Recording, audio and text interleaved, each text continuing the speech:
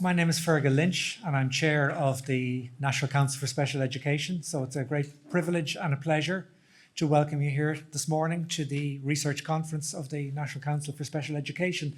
It's hard to believe that it's a year since last we gathered. Last time I think it was in Croke Park. This time we're in an equally good venue here in the Gibson Hotel. So welcome to everybody. Similarly, welcome to people online. It's great that we have both people, a very, very good attendance here in the Gibson Hotel, but also we have many people online, and that's great to see such a good participation in the conference. I think today is a great opportunity to review where we are in our research agenda, because research is a key component of what we do in the National Council. It's a good time to mark the progress that we've made. We've made very significant strides in recent times, and it's also, I think, a time to look back where we've come from as a council, because we're 20 years old this year. It's a time to express some pride in our work, to recall some of our big moments maybe over the course of the day, and also to reflect some of the big challenges. Today and every day, I think, is about recommitting the NCSE to our overall purpose, which is to support people with special needs so that they're educated in an inclusive environment that best meets their needs. And that, for me, is the kernel of what we try and do each day and every day. We've always been about this, and we can't and will not forget this central purpose, no matter what we do. Above all, the Council, the NCSE, is about people. It's about the children, it's about the adults with special needs. It's about their parents and others who look after them. They look to us for support so that they can maximise their own abilities and their own opportunities. That's what we've been about for the last 20 years and what we must continue to be about. I think we can feel proud of what we've managed to put in place so far, but I know that everybody in the organisation wants us to achieve more and is working on that agenda accordingly. A very significant component of what we do, obviously, is our research agenda, and that's what we're here to talk about today. But many other aspects of what the Council does, I think, will come through in the context of our discussion on research results, and in particularly lessons for the future.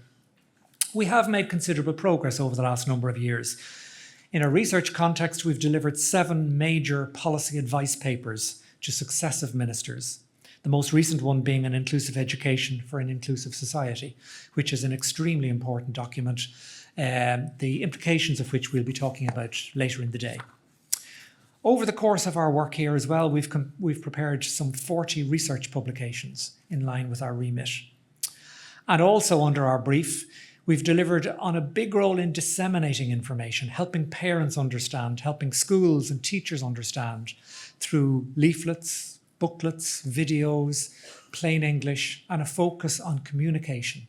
I think communication is so important in what we attempt to do. There's no point in us providing a service and then not being able adequately to communicate what is actually available and to help parents, to help children, to help everybody in the special education environment. The good news is we've seen great growth in demand for our services over the last number of years, and we've seen very, very significant growth in key areas. For example, since 2018, it's hard to believe we've seen an 81% increase in special needs assistance, 81% over 6 years. Set numbers have gone up by 44%. And you don't need me to tell you that special classes have gone up so much as well, 566% in terms of places. These are very, very welcome increases, but as these figures were rising since 2018, it's striking that our staff, until relatively recently, had stayed static.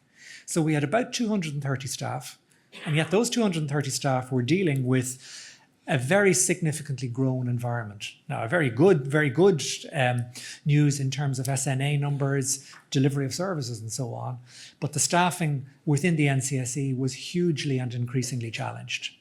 But thanks to the commitment of government in the last while, nearly 13 million extra from government in 2023-24, the good news is we've been able to increase our staffing numbers very significantly, and I think it's an achievement in itself how quickly we've been able to do it and put in place the extra staff. We've gone up from about 279 in early 2023 to just over 400 now.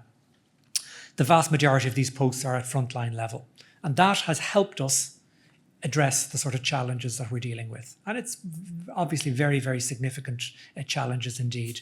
So to be able to meet the increasing demand, clearly we needed more resources, more numbers.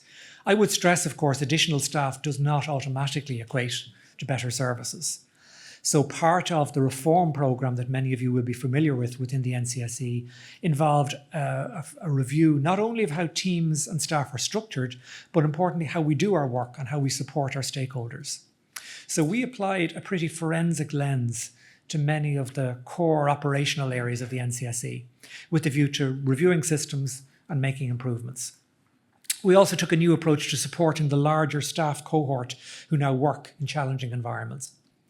We'd have developed a new strategic people plan in consultation with staff, and it focused on the staff themselves, employee well-being, and learning and development. These were core elements of the plan.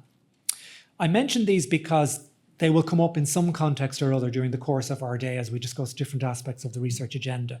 And for example, later today, our CEO, John Carney, will talk about how the Council is implementing this major programme of reform and expansion that I referred to, which aims to meet the growing needs for our services. And I think based on this, we can look forward with confidence to the opportunities on the road ahead, but very significant challenges as well. But to this morning, as usual, I think Jennifer Doran and her team have managed to put together a very interesting and highly relevant agenda for our research conference today. And a special thanks also to Peter Archer, who chairs our research committee in the Council. So very briefly, as you'll see in the agenda, our opening presentation is going to provide some progressive insights into teacher education for inclusion.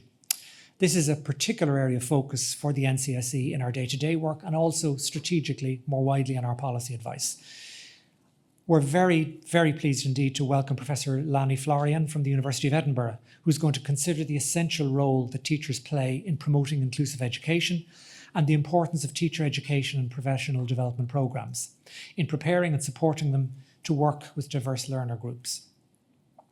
Last year, we had a very, very interesting and important presentation from Professor Debs Robinson and Lysha O'Sullivan in relation to the independent evaluation of NCSE's frontline services. So we commissioned we commissioned a frontline service review, if you like, and they presented very interestingly last year.